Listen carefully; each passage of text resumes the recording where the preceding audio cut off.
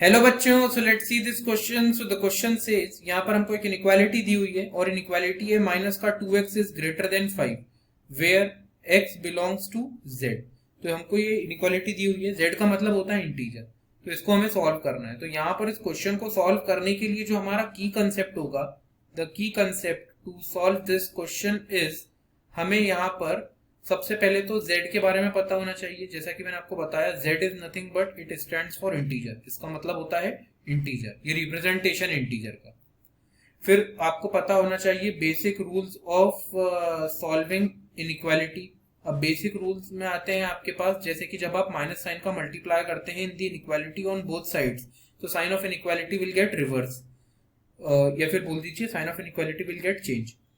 फिर आपको यहाँ पर last but not the least पता होना चाहिए to plot solution on number line.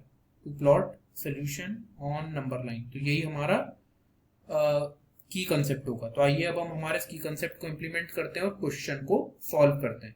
तो फर्स्ट ऑफ ऑल, जैसा कि आप देख रहे हैं, इनइक्वालिटी तो हमको पता है, वो है minus 2x is greater than 5। Solve करने के लिए मैं एक काम करता हूँ, यहाँ पर माइनस साइन का मल्टीप्लाई करता हूँ in the inequality on both sides. तो sign of inequality will get reverse, greater than का साइन अब लेस देन हो जाएगा, -5 आ जाएगा राइट हैंड साइड पे, लेफ्ट हैंड साइड पे 2x बचेगा। अब इसको फर्दर सॉल्व करने के लिए काम कीजिए, 2 से डिवाइड कीजिए इन the inequality on both the sides.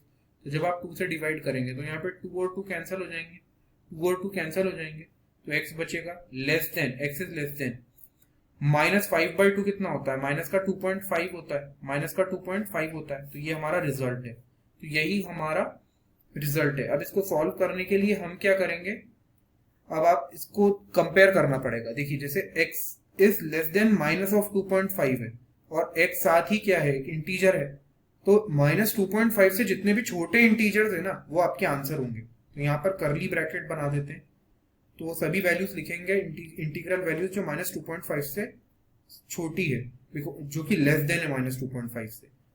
तो -2.5 से छोटी इंटीग्रल वैल्यू आ जाएगी आपके पास -3, फिर आ जाएगा -4, फिर आ जाएगा आपके पास -4।